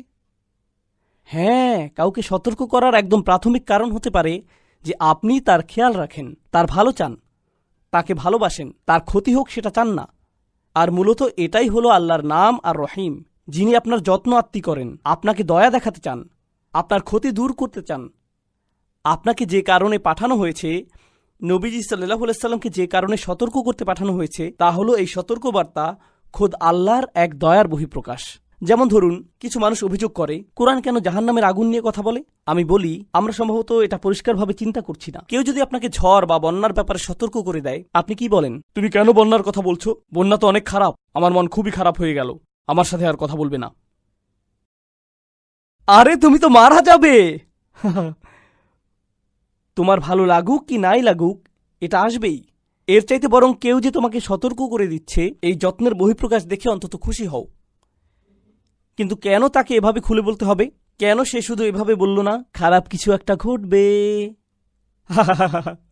একটা সুনামি আসছে আর আপনি কাউকে বললেন খারাপ কিছু একটা হবে, তাহলে কি তাকে সিরিয়াসলি নেবেন আপনারা? এটা পরিষ্কারভাবে বলতেই হবে। এটাই আল্লাহর ভালোবাসার বহিঃপ্রকাশ। লিতুনযিরা কওমান। এখন এটা আমার খুবই পছন্দ। ও মাই গড, সূরাটির শুরুতে আমরা বলেছিলাম ওয়াল কুরআনিল হাকিম, আর এই কোরআন প্রজ্ঞাময়, এত সুন্দরের গাঁথনি, এতে আছে নিজস্ব রায়। এই কোরআন যে কোনো কোরআন নয়, সেই একক কোরআন, এমনভাবে বলা যেন আরব সমাজে এটাই প্রতিষ্ঠিত। এখন কুরাইশ তো কোরআন সম্পর্কে জেনেছে, যথেষ্ট শুনেছে তারা, তাই যখন আপনি তেলাওয়াত করেন তারা বুঝতে পারে, তারা ভাবে এটা সাধারণ কোনো তেলাওয়াত নয়, এটা সেই নির্দিষ্ট তেলাওয়াত, সবাই জানে। আর কোন জাতিতে নবীজিকে পাঠানো হয়েছিল সাল্লাল্লাহু আলাইহি সাল্লাম? তাকে কুরাইশদের কাছে পাঠানো হয়েছিল। কিন্তু এই কুরাইশরা, আমরা জানি তারা জনপ্রিয় সমাজ ছিল, বেশ জনপ্রিয় ছিল তখন। কিন্তু দেখুন আল্লাহ তাদের সম্পর্কে এই আয়াতে কিভাবে বলছেন। নিজ কর্তৃত্বের অবস্থান থেকে আল্লাহ তাদের ছোট করছেন। তিনি বলছেন আপনি কোনো এক জাতিকে সতর্ক করতে এসেছেন। তিনি বলেননি জাতিকে সতর্ক করতে, বললেন কোনো এক জাতি। কওমান, কওমান, কোনো এক জাতি। কুরাইশরা অহংকারী জাতি, ঠিক কিনা? এভাবে বললে তো তাদেরকে শুরুতেই তাচ্ছিল্য করা হয়ে যায়। তাদের বিরুদ্ধে কেমন মুহাজামা এটা, এমন এক আক্রমণ যে শুধুই বললেন কওমান। আচ্ছা, আরো ব্যাখ্যা করছি। এদিকে দেখুন, তারা নিজেদের বংশ নিয়ে কি কি পরিমাণ অহংকার করে। তারা নিজেদেরকে কিভাবে বলতো? বনু আমির, বনু হিশাম। নিজেদের বংশের কি গর্ব, কি অহংকার ছিল তাদের। আল্লাহ বলেন কোনো এক জাতি, তাদের বংশ নিয়ে তোমাকে আমি বলছি, তারা তো কিছুই জানে না। মা উনযিরা আবাউহুম, তাদেরকে আগে সতর্ক করাই হয়নি। তোমরা নিজেদের আহামরি কি মনে করো? তোমরা কিছুই না, নগণ্য জাতি, তোমাদের মূল্যই নেই। মা উনযিরা আবাউহুম, তুমি কোনো এক নগণ্য জাতিকে সতর্ক করতে এসেছো, এমনকি যাদের পূর্বপুরুষরা ওহির বরকত পর্যন্ত পায়নি। মা উনযিরা আবাউহুম ফাহুম গাফিলুন, তারা তো উদাসীন হবেই, অবাক হবার কিছু নেই, তারা সম্পূর্ণই অজ্ঞ। চলুন এখন তাদের অজ্ঞতা নিয়ে কথা বলি। আমি চাই আপনারা বুঝুন ভালোভাবে। আপনারা তো জানেন হেজাজ অঞ্চল কোথায়, ওই যে আরব মরুভূমি যেখানে নবীজি সাল্লাল্লাহু আলাইহি সাল্লাম এসেছেন। আচ্ছা, আশেপাশের অঞ্চলগুলোতে কি কোনো পরাশক্তি আছে? কিংবা প্রতিবেশী অঞ্চলে বা কাছে ধারে কোনো বিশাল রাজত্ব বা সভ্যতা কি বিদ্যমান? হ্যাঁ হ্যাঁ, অবশ্যই। আবিসিনিয়া আছে, পারস্য আছে, বিশাল বড় সভ্যতা, প্রাচীন এক সভ্যতা। এরপর আছে রোমান সাম্রাজ্য, ঠিক? আরও অনেক বড় বড় প্রাচীন আর প্রতিষ্ঠিত সভ্যতা আছে। তো সে সময় আরবরা প্রতিষ্ঠিত কতটুকু? মানে তাদের কয়টি ইউনিভার্সিটি আছে, কি ধরনের বিশাল লাইব্রেরি আছে তাদের? সেখানে রোমানদের মতো কি ইতিহাস বা দর্শনের বই আছে, বা গ্রিকদের মতো পুরাণের বই আছে, বা সেখানকার মূর্তি স্তম্ভ সেরকম অবকাঠামো বা দুর্গ? নেই, তাদের কিচ্ছুই নেই। আল্লাহ কুরাইশদের বলছেন তোমরা নিজেদের নিয়ে এত অহংকার করছো, তোমরা তো একেবারেই অজ্ঞ, তোমাদের চাইতে কত বড় রাষ্ট্র পড়ে আছে। নিজেদের কি মনে করো? তোমরা কি মনে করো নিজেদের? এত কিসের গর্ব তোমাদের? তোমরা তুচ্ছ, সমস্ত পৃথিবীতে অন্যদের তুলনায় নগণ্য তোমরা। এমনকি অন্যরা তোমাদের আক্রমণও করতে চায় না। এখানে তো এখনো তেল আসেনি। তারা তোমাদের একা ছেড়ে দিয়েছে। মনে করতে পারো তোমরা রোমানরা তোমাদের চায় না, পারস্যরা তোমাদের চায় না। কি? আমরা কোন দুঃখে আমাদের সৈন্য ওখানে পাঠাবো? 1000 বছর ধরে তারা একা ছেড়ে রেখেছে একে। প্রত্যেক সভ্যতাই নিজ অঞ্চলের প্রসার চায়, ঠিক কিনা? তাই প্রশ্ন আসছে, তাহলে তারা নিজেদের অঞ্চল সেখানে বাড়াচ্ছে না কেন? কারণ এতে কোনোই লাভ নেই, কোনো লাভই নেই, তাই না? তাই একা ফেলে রেখেছে। আর তোমরা নিজেদের বিশাল বড় ভাবছ। দেখুন, এই ধরনের মানসিকতা মানুষের মধ্যেও আছে। তারা যখন গ্রামে বাস করে, নিজেদের ছোট্ট গণ্ডির মধ্যে পুরো জীবন কাটায়, তখন অহংকার বেড়ে যায়, মূর্খতা পেয়ে বসে, ভাবে আমি কি হলুম রে। বুঝতেও পারে না যে বাহিরের জগতে কেউ তাদের পাত্তাও দেয় না। এটা কিন্তু মসজিদ কমিটির মেম্বারদের মধ্যেও হতে পারে। বাহিরের কেউই পাত্তা দেয় না, আমি মসজিদ কমিটির সভাপতি, কারোই কিছু যায় আসে না। না, আসলেই কিন্তু কখনোই কারো যায় আসে না। এমন হয় কি না, একদিন আমার এক বন্ধু আমাকে একটা ভিডিও দেখালো, ভারতের অস্পৃশ্য শ্রেণীর একজন ব্যক্তির একটা ভিডিও। সে আগে হিন্দু ছিল, কিন্তু ধর্মত্যাগ করেছে। এখন ইউটিউবে হিন্দু ধর্মকে নিন্দা করে শুধু। আমি এখানে হিন্দু ধর্মের নিন্দা করতে আসিনি, কিন্তু তার আসল বক্তব্যটা হলো যে এই সম্পূর্ণ ধর্মটি সমাজে শ্রেণী বৈষম্য সৃষ্টি করতেই গঠিত। সে কিন্তু অস্পৃশ্য শ্রেণীর একদম নিম্নতর ছিল। এখন সে থাকে নর্দার্ন ক্যালিফোর্নিয়াতে, একটা টেক কোম্পানির হেড, $1 মিলিয়ন তার আয়, কর্মজীবনে সে অত্যন্ত সফল, তাই না? অথচ সে বলছে, আমি যখন আমার গ্রামে যাই, এখনো যখন বাসে উঠে বসি, তারা আমার পাশে কেউ বসে না। গ্রামের সবার আয় যোগ করলেও আমার চাইতে কম, অথচ তারা আমার পাশে বসে না। গ্রামের সকলের শিক্ষা যোগ করলেও আমার শিক্ষার চাইতে কম, কারণ তাদের সেই ছোট্ট দুনিয়ায় তারাই সবচাইতে উচ্চ, তাদের সেই নগণ্য তুচ্ছ দুনিয়া। এটাই হলো কুরাইশ, মিছিমিছি ক্ষমতার মোহে বিভ্রান্ত। এটা কিন্তু হতে পারে কোনো শাশুড়ির বেলাতেও, এমন হতে পারে স্বামীর বেলাতেও, আসলেই হতে পারে। বাবা মার ক্ষেত্রে হতে পারে, বড় ভাই বোনের ক্ষেত্রে হতে পারে। এমন মানসিকতা যে কারো মাঝেই চলে আসতে পারে। তার হাতে যদি একটুখানি ক্ষমতা থাকে আর সেই ক্ষমতা তার জন্য মাদক হয়ে যায়, তখন সে নিজেকে মনে করে সবচাইতে বড়, কেউ তাকে ধরতে পারবে না। এ কারণেই আল্লাহ কুরাইশদের বাস্তবতাটি চোখে আঙুল দিয়ে দেখিয়ে দিচ্ছেন। বংশ নিয়ে গৌরব করো, তাদের তো কোনো খবরই নেই। ফাহুম গাফিলুন। এরপর এটুকুও যেন যথেষ্ট না, পুরো দুনিয়া এগিয়ে গিয়েছে আর আপনি সেখানেই পড়ে আছেন, আপনার খবরই নেই। বিশ্ব যেখানে সামনে চলে গিয়েছে, আপনি পেছনেই পড়ে আছেন। তার উপর নিজের মূর্খতা সম্পর্কেও অজ্ঞ আপনি। তোমরা কিছুই জানো না, তোমাদের কোনো জ্ঞানই নেই। অশিক্ষিত মূর্খের দল। উচ্চশিক্ষার এই নিয়ামত স্বয়ং আল্লাহর পক্ষ থেকে আসছে তোমাদের কাছে, অথচ তোমরা উদাসীন। আচ্ছা দেখুন, যখন কোনো সমাজে লম্বা সময় ধরে শিক্ষা দীক্ষা থাকে না, তখন তারা শিক্ষাকেই মূল্যহীন ভাবতে শুরু করে। ঠিক, শিক্ষাকে আর গুরুত্ব দেয় না তারা, বরং শিক্ষাকে তারা ভয় পাওয়া শুরু করে। কারণ তারা জানে জ্ঞান অর্জন করলে আপনি বদলে যাবেন। তাই তারা সব কিছু মূর্খ রাখতেই পছন্দ করে। দেখুন, আমি এসব ব্যাপার তুলে ধরতে চাই, কারণ এগুলো শুধু কুরাইশদের সমস্যা নয়, মুসলিমরাই। অন্যদের ব্যাপারে কথা বলার কোনো ইচ্ছা নেই আমার, আমাদের নিজেদের নিয়ে ভাবতে হবে। মুসলিম বিশ্বের একাংশ, মুসলিম বিশ্বের বিশাল একটা অংশ, এমনকি আমরা বহু বিষয় নিয়ে একেবারেই অশিক্ষিত। আর আমরা এমন থাকতেই পছন্দ করি, কারণ নতুন জিনিস শেখা, বদলাতে চাওয়া তো কষ্টকর, আরামের কাজ নয়। তাহলে তারা আর কিসের ব্যাপারে গাফেল? এই যে আল্লাহ তাদেরকে সমস্ত মানুষের চাইতে বেশি দয়াময় মানবকে তাদের কাছে পাঠিয়েছেন, ইতিহাসের সবচাইতে বড় কালাম এসেছে তাদের ভাষাতেই, কুরাইশদের কাস্টমাইজ পদ্ধতিতে, যে এখন কুরআন সম্পর্কে জানতে হলে আমাদের কুরাইশ সম্পর্কে জানতে হয়। কিতাবটি যদিও পুরো বিশ্ব মানবতার প্রতি নাজিল হয়েছে, তবুও তা ভালোভাবে বুঝতে হলে আমাদের যাদের কাছে এসেছিল তাদেরকে বুঝতে হবে। আল্লাহ তাদেরকে মুসলিমদের শিক্ষার জন্য সবচাইতে গুরুত্বপূর্ণ ঐতিহাসিক দল বানিয়ে দিলেন, সকল মহাদেশে, সকল ভাষায়, সকল সভ্যতায়, একদম বিচার দিবস পর্যন্ত। অথচ তারা যে রাহমাতুল্লিল আলামিনের সঙ্গে বসে আছে, এটা নিয়ে তাদের কোনো উপলব্ধিই নেই। তারা জানেই না কি অস্বীকার করে বসছে। যা পেয়েছে সেটার প্রতি কোনো রকম বুঝ বা কদর নেই। তাদের যদি একটু হলেও ধারণা থাকত, অল্প করে হলেও যদি ভবিষ্যৎ দেখতে পেত, বেশি না, মাত্র 100 বছর ভবিষ্যৎ যদি দেখতে পেত, কিংবা 200 বছরের ভবিষ্যৎ, তারা যদি জানতো দুনিয়ার জন্য কোরআন কি করছে, কোরআন পৃথিবীতে কি করছে, পৃথিবীতে ইসলাম কি করছে, আন্দুলুসিয়াতে কি করেছে, দামেস্কে কি করেছে, ইরাকে কি করেছে, ভারতে কি করেছে, দুনিয়ার প্রতি অবদান কি, এই লোকগুলোর কোনো ধারণাই নেই। তারা শুধুই বসে বসে বলছে, আহ, আমাদের কিছুই যায় আসে না। তারা যে কতটা মূর্খ সেটা সম্পর্কে বলে এটা শেষ করতে চাই। আপনাদের তাদের মূর্খতার স্তর সম্পর্কে উদাহরণ দেব। কখনো কখনো আপনি জানেনই না যে কার সাথে কথা বলছেন, এমনটা তো হয়, তাই না? অথবা বোকার মতো কাজ করে ফেললেন, পরে উপলব্ধি হয় যে সেই লোক ভিআইপি কেউ ছিল। কোনো এক মজলিসে এই ঘটনা ঘটেছিল। আমাদের একজন শায়েখ বললেন, তার স্ত্রীও একজন শিক্ষিকা, তিনি ছাত্রদের ইসলামিক স্টাডিজ পড়ান, বেশ জনপ্রিয়, নাম বলবো না আমি।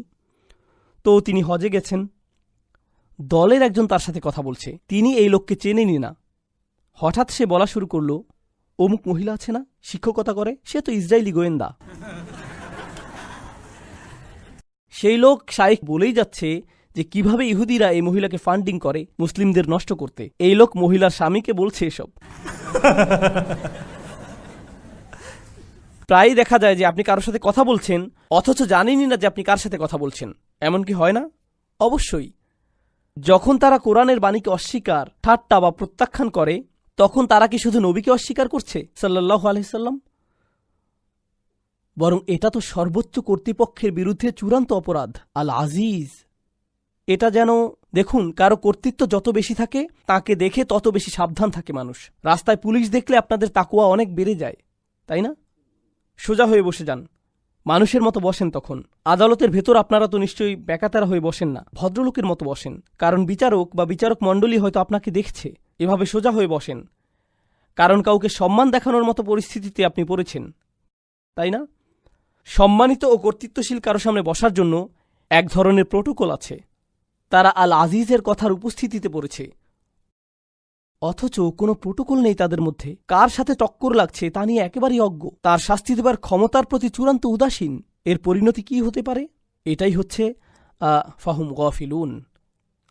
লাকাদ হাক্কাল কওলু আলা আকসারিহিম ফাহুম লা ইউমিনুন। সত্য একেবারেই প্রকাশিত হয়ে গেছে। এর অর্থ হলো সত্য একদম পরিষ্কার হয়েছে। বার্তাটি যে সত্য তা বেশিরভাগ মানুষের কাছেই স্পষ্ট, তবুও তারা বিশ্বাস করে না। ফাহুম লা ইউমিনুন, যে তারা তবুও বিশ্বাস করবে না। আল্লাহ এখানে একেবারে অবাক হবার মতো কিছু বলছেন। তিনি বলছেন তাদের বেশিরভাগই ইতোমধ্যেই জানে যে আপনি যেই বার্তা দিচ্ছেন সেটি পুরোপুরি কি সত্য, কিন্তু তবুও তারা ঈমান আনবে না।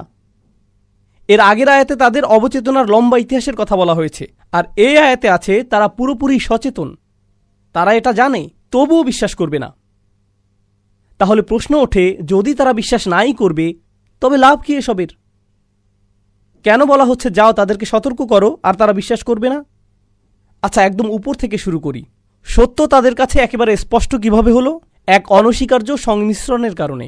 আল্লাহর নিখুঁত কালাম ও নবীজির নিখুঁত চরিত্র সাল্লাল্লাহু আলাইহি সাল্লাম, এভাবেই হেদায়েত ঘটে। ঠিক বার্তা আর বার্তাবাহক, সর্বশ্রেষ্ঠ বার্তাবাহক আর সর্বশ্রেষ্ঠ বার্তা একত্রে মিলিত হয়েছে। তাই এমনকি কাফিরও, অস্বীকারীও ভিতর ভিতর জানে যে কোনোভাবেই তার প্রত্যুত্তর তারা দিতে পারবে না। আমি কখনোই জানতে পারতাম না, আপনিও জানতে পারতেন না, এমনকি নবীজিও জানতে পারতেন না সাল্লাল্লাহু আলাইহি সাল্লাম। আল্লাহ ওদের অন্তরের ভেতরে ভালোভাবে নজর দিয়ে খুব সূক্ষ্মভাবে সেটার বিশ্লেষণ করলেন, এরপর আয়াত নাজিল করলেন। সত্য একেবারেই স্পষ্ট হয়ে গেছে, আর বেশিরভাগের বেলাতে এটাই হলো অবস্থা। তারা ভালো করেই জানে, তবুও কোনোভাবেই বিশ্বাস করবে না। এখন দেখার বিষয় হলো, নবী সাল্লাল্লাহু আলাইহি সাল্লামের বৈধতার জন্য কোরআন কি যথেষ্ট না? আল্লাহ কি শুরুতেই তার বৈধতা দেননি? তিনি বলেন, এটা শুধু তোমার বৈধতার জন্য যথেষ্ট না, বরং তাদের বৈধতার জন্য। চিন্তা করো না, তোমাকে কিছুই ভাবতে হবে না। নাকি তারা বোঝেনি? তারা ঠিকই বুঝেছে। আমি বলছি তারা বুঝেছে ঠিকই, কিন্তু শুধু তোমাকে তা দেখতে দিচ্ছে না। এখন প্রশ্ন হলো, এর ভিন্ন আরেকটি সুন্দর বিষয় এবং সেটার ভয়ঙ্কর দিকও। আল্লাহ বলছেন তারা বিশ্বাস করবে না। ফাহুম লা ইউমিনুন, এখানে ইউমিনুন হলো ক্রিয়াপদ। ক্রিয়াপদ ব্যবহৃত হলে সেটাকে অস্থায়ী বোঝানো হয়, অর্থাৎ এখন তারা বিশ্বাস করবে না, তবে শেষ পর্যন্ত কিছু একটা হলেও হতে পারে, তারা বিশ্বাস করতেও পারে। এখন ওটা কি? এটা আসলে কোরআনের একটা ইঙ্গিত। কোরআনের অনেকগুলো স্থানে এই মূলনীতি উল্লেখ করা হয়েছে, মনোযোগ দিয়ে শুনুন। একগুয়ে কাফেররা যখন সত্য জেনেও সেটাকে প্রত্যাখ্যান করে, একটা সময় আসবে যখন সে বিশ্বাস করবে অবশেষে। জানেন সেটা কখন? যখন শাস্তি দেখবে। যখন তারা শাস্তি দেখবে তখন বলবে ইন্না মুমিনুন। সূরা দুখানে আল্লাহ যেমন বলেন, রব্বানা কশিফ আন্নাল আযাব ইন্না মুমিনুন, ইয়া রব আমাদের শাস্তি দূর করে দিন, আমরা বিশ্বাস করতে প্রস্তুত, বিশ্বাস করছি আমরা এখন। আবসারনা ওয়া সামি'না ফারজি'না না'মাল সালিহান, এখন আমরা দেখতে পাচ্ছি, শুনতে প্রস্তুত আমরা, এখন আমরা দেখছি, এখন শুনতে আমরা প্রস্তুত। আল্লাহ এখানে বলছেন তারা আপাতত বিশ্বাস করছে না, যেন ইঙ্গিত দিচ্ছেন যে তারা অবশেষে যখন শাস্তি দেখবে তখন কি হবে? বিশ্বাস করবে। কিন্তু অন্য স্থানে আল্লাহ বলছেন আন্না লাহুমুজ যিকরা, এখন আর কি লাভ? আমি গায়বের প্রতি বিশ্বাস আনতে বলেছিলাম তোমাদের, দৃশ্যমান কিছুর উপর বিশ্বাস আনতে বলিনি। একটা পশুও তো সেটা পারে। একটা বিড়ালও তো আগুন দেখে এমন করে, মিয়াও। এটা তো কোনো অর্জনই নয়, এজন্য এটাকে বিশ্বাস করাও বলে না। তো এখন তিনি বলছেন যে তারা বিশ্বাস করবে না। কিন্তু এর পরের আয়াতে সবচাইতে গুরুত্বপূর্ণ অংশটি এতক্ষণ চেপে রাখছিলাম, আপনাদের খুব কঠিন এক প্রশ্ন করেছিলাম। তারা যদি বিশ্বাস নাই করবে তবে দাওয়াতের কি লাভ? অসম্ভব এই কাজ কেন আমাদের করতে বলছেন? এই আয়াতে একটা শব্দ আছে, এই প্রশ্ন সেই একটি আয়াতই দিয়ে দিচ্ছে। লাকাদ হাক্কাল কওলু আলা আকসারিহিম, তাদের অধিকাংশের কাছেই সত্যটা একেবারে পরিষ্কার হয়ে গেছে, তারপরও তারা বিশ্বাস করবে না। তাদের অধিকাংশই যদি বিশ্বাস না করে, তাহলে কে করবে? তাদের অল্প সংখ্যক করবে, ঠিক। তাদের মধ্যে ছোট্ট এক সংখ্যালঘু অংশ বিশ্বাস করবে, ঠিক। আর নবীজিকে তাই বলা হচ্ছে সাল্লাল্লাহু আলাইহি সাল্লাম, আপনার সবাইকে সতর্ক করতে হবে, কারণ আপনি জানেন না কে কে বিশ্বাস করতে পারে। আমি আপনাকে জানিয়ে দিচ্ছি, যদিও যে বেশিরভাগই করবে না, এটাকে কঠিন সরল পথ তো আর অকারণে বলা হয় না। তাই আপনি অল্প কয়েকজনকে পাবেন, এটা জেনেই কাজ করুন। তারা কারা সেটাও আমি আপনাকে জানাবো না। আপনি যদি অন্তত বলে দেন যে তারা কারা, তাহলে আমার কাজটা একটু সহজ হতো, আমি তাদের কাছেই যেতাম, বাকি সবার পেছনে সময় নষ্ট করতাম না। না, বলবো না আপনাকে, শুধু বেশিরভাগই ঈমান আনবে না, তো এজন্যই আসলেই তারা বিশ্বাস করবেই না। মানে এত একগুয়ে জেদি কেন তারা? ইন্না জাআলনা ফি আনাকিহিম আগলালান, কোনো সন্দেহ নেই আমি তাদের বেরি পরিয়েছি, লোহার বেরি তাদের গলাতে, লোহার তৈরি মোটা বেরি, দেখতে এরকম ব্রেসলেটের মতো, এর সাথে শেকল লাগানো। কখন কাউকে এরকম পরানো হয়? না, আরও বেশি বড় শাস্তি চিন্তা করুন, জেলখানা, কারাগারে। এসব মানুষদের পাশাপাশি শেকল দিয়ে বেঁধে রাখা, একের পর এক একের পর এক একের পর এক, প্রত্যেকের গলায় বেরি। ফাহিয়া ইলাল আযকান, এই বেরি চিবুক পর্যন্ত, মানে এটা এভাবে থাকে একদম চিবুক পর্যন্ত, এভাবে হাঁটতে হয় তখন। ফাহুম মুকমাহুন, তাদের গলা এভাবে উঁচু হয়ে আছে। এভাবেই এটা সেই জেলখানার চিত্র। আমি চাই আপনারা মনে রাখুন, এটা কিসের চিত্র? জেলখানার। তো এখানে সেটার সাথে কি সম্পর্ক? আল্লাহ কিন্তু আপনাকে বলছেন না যে আপনি যদি এখন কুরাইশদের কাছে যান, যদি আবু জাহেলের কাছে যান, এখনই তাকে এরকম বেরি পরা অবস্থায় দেখবেন। না না না না, এই বেরি কি দৃশ্যমান নাকি অদৃশ্য?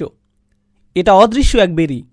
কিন্তু জানেন কি, আমি চাই এই জেলখানার চিত্রটা আগে বুঝে নিন। এই লোকগুলোকে শেকল পরানো, তার মানে এরা বন্দী, আর ওরা জেলে থাকা মানে বাহিরের পৃথিবীর সাথে একেবারে বিচ্ছিন্ন, ঠিক। কারণ আপনি জেলে বন্দী থাকা মানে বাহিরে কি হচ্ছে কিছুই জানেন না, অর্থাৎ আপনি অসচেতন, জ্ঞানহীন, গাফেল। এই শব্দ কি এর আগে এসেছে? গফিলুন। আপনি গাফেল কেন? কারণ আপনি জেলে, আর আপনার গলায় এমন বেরি থাকলে আপনি আশেপাশে দেখতে পারবেন না, মানে আপনি জানতেই পারবেন না আপনার পাশেই কি হচ্ছে, মানে আপনি আরও বেশি অজ্ঞ, গাফেল হয়ে গেলেন। আর তারপর আপনাকে সেখানে থাকতে হবে। কাউকে জেলে পুরে দিলে আপনি তাকে জিজ্ঞেস করতে পারেন, কেন তার এমন হলো, কেন তুমি জেলে গেলে?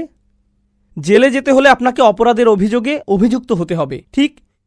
কিন্তু পূর্বের আয়াতেই তার বিরুদ্ধে অপরাধের অভিযোগ এসেছে, সত্য তাদের সামনে প্রকাশ হয়েছেই, বাণী তার সামনে সম্পূর্ণ স্পষ্ট হয়েছে, তবুও তারা বিশ্বাস করেনি। এটাই অপরাধ। আর অপরাধ এমনটা হলে তাদের জেলেই যাওয়া উচিত। কিন্তু এরপরেও শুধু জেলে গেলেই হবে না, আপনার শাস্তি অপরাধের সমানুপাতেও হতে হবে। এই কথা আগে শুনেছেন? অপরাধের উপযুক্ত শাস্তি হতে হবে। আমরা এখন পর্যন্ত শাস্তি সম্পর্কে কি জেনেছি? যে তাকে বেরি পরানো হবে। কোথায়? তার গলায়। আল্লাহ কি বলছেন? যে সে নিজে অন্তরে সত্য জানে। তিনি এই ইঙ্গিত দিয়েছেন যে সে ইতিমধ্যেই জানে কি সত্যটা, অতএব সে সত্য জানে কিন্তু মুখ দিয়ে সেটা প্রকাশ করছে না, অহংকারের কারণে। তার গলায় সত্যটা আটকে আছে, মুখ পর্যন্ত আসতেই পারছে না, গলায় ধরে রেখেছে সে। এজন্যই তাদেরকে বলা হয় কাফির। কাফির অর্থ যে সত্যকে লুকিয়ে ফেলে। কাফির বলতে কৃষককেও বোঝানো হয়, কারণ সে বীজ মাটিতে পুঁতে ফেলে। তাই তারা যে নিজেদের গলার ভেতরে সেটা আটকে রাখে, এজন্য তাদের গলাও আটকা পড়েছে। অপরাধটা এখানেই। তারা চাইলেই বলতে পারে, কিন্তু অহংকার তা দিচ্ছে না। কিন্তু দেখুন, আরেকটি জিনিস আপনাদের জিজ্ঞেস করতে চাই, তা হলো যখন আপনি এভাবে মাথা উঁচু করে রাখেন অথচ আপনার গলায় বেরি নেই, তখন সেটা কি? সেটা অহংকার। একজন কয়েদির এভাবে গলা উঁচু করে রাখার চিত্রটি বেশ অপমানজনক। আল্লাহ সেই মাথা উঁচু করা কয়েদির সাথে অহংকারী লোকের তুলনা করেছেন, যে অহংকার আর জেদের কারণে তার বাণী শুনতে অস্বীকার করে। তিনি বলছেন যে সে অহংকার করছে। আল্লাহ সেটাকে কয়েদখানা বলছেন। সে বন্দী, সে বন্দী। সে নিজেও জানে না যে সে নিজের অহংকারেই বন্দী। এই আয়াতের কি অসাধারণ চিত্রায়ন! এই আয়াত নিয়ে শেষ কথা, আপনার গলায় যখন এরকম বেরি পরানো থাকবে, তখন কি নিজেকে দেখতে পারবেন? জেলের বাইরে বা আপনার আশেপাশে বা কি হচ্ছে ভুলে যান, আপনি কি অন্তত নিজেকে ঠিকভাবে দেখতে পারবেন? ফাআনসাহুম আনফুসাহুম উলাইকা হুমুল ফাসিকুন। তিনি তাদের নিজেদেরই ভুলিয়ে দিলেন, তারা এমনকি নিজেদেরও দেখতে পারছে না। ইদা আখরাজা ইয়াদাহু লাম ইয়াকাদ ইয়ারাহু। কুরআন বলছে, সে যদি অন্তত নিজের হাত দেখতে পারত।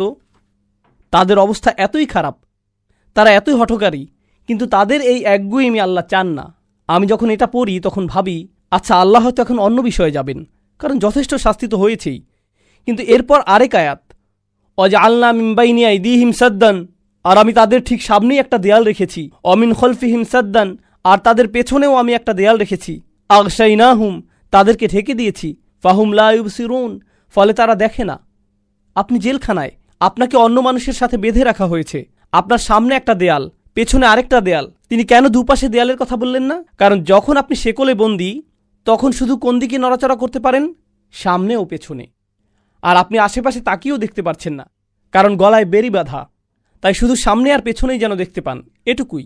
তো তারা এই দিকেই এগিয়ে আসছে। তাহলে আল্লাহ কি বলছেন?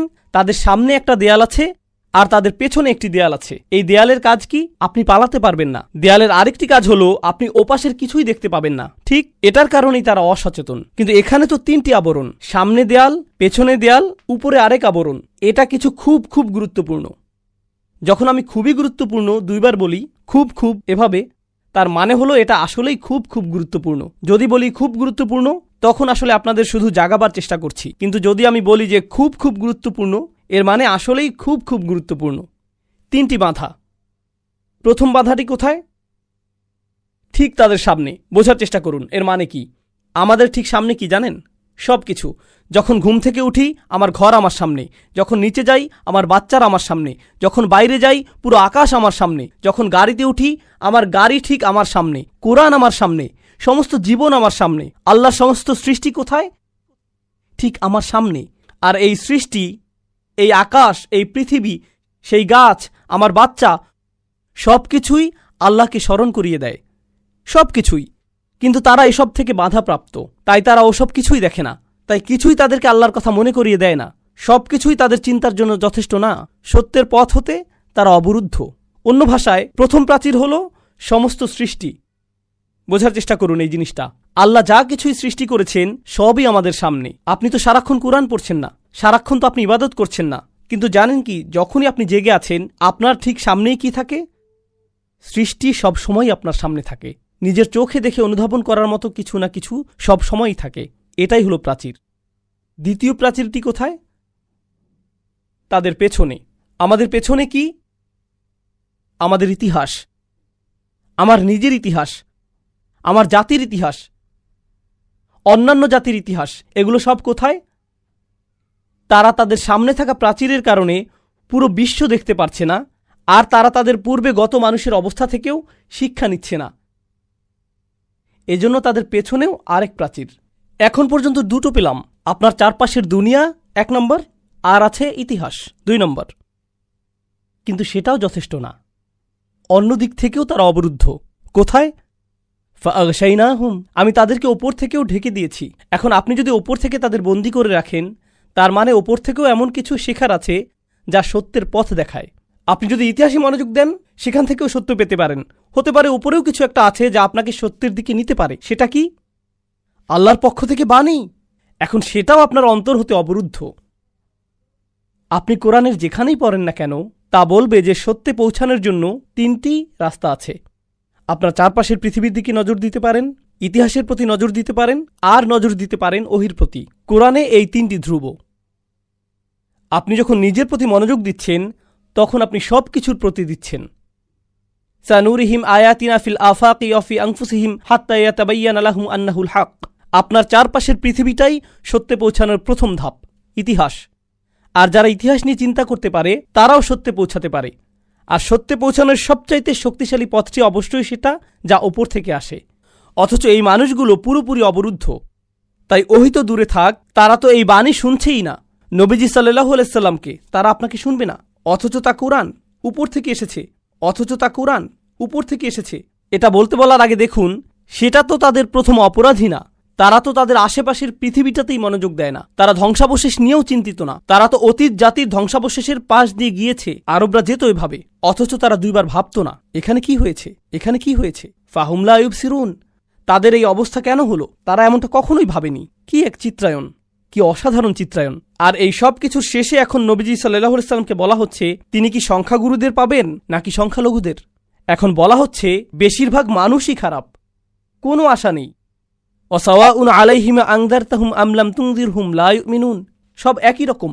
আপনি তাদেরকে সতর্ক করেন আর নাই করেন, তারা বিশ্বাস করবেই না। হে আল্লাহ, আপনিই আমাকে বলেছিলেন তাদের সতর্ক করতে, এখন বলছেন তাদেরকে সতর্ক করি আর না করি লাভ নেই। তাদের জনসংখ্যার বিশাল গোষ্ঠীর ব্যাপারে আসলেই কোনো লাভ নেই। এই মানুষগুলোর ব্যাপারেই যদি নবীজিকে বলা হয়ে থাকে সাল্লাল্লাহু আলাইহি সাল্লাম, তবে তাদের বেশিরভাগের গলাতেই শেকল আর বেরি লাগানো। তাদের বড় অংশের কোনো কিছুতেই কোনো মনোযোগ নেই আর, কিন্তু তবুও তাকে করতে হয়। কেন বাপু? কেনই বা তাদের বেশিরভাগ বিশ্বাস রাখবে না? এমনকি কোরআনও, এমনকি রাসূলুল্লাহ সাল্লাল্লাহু আলাইহি সাল্লামের নিজ কণ্ঠের কোরআনও নয়। এত একগুঁয়ে তার কিভাবে হতে পারে যে স্বয়ং নবীর কণ্ঠের কোরআনও তাদের জন্য যথেষ্ট না? এরকম অবস্থাটি বেশ হতাশাজনক। আর এমনটা যখন হবে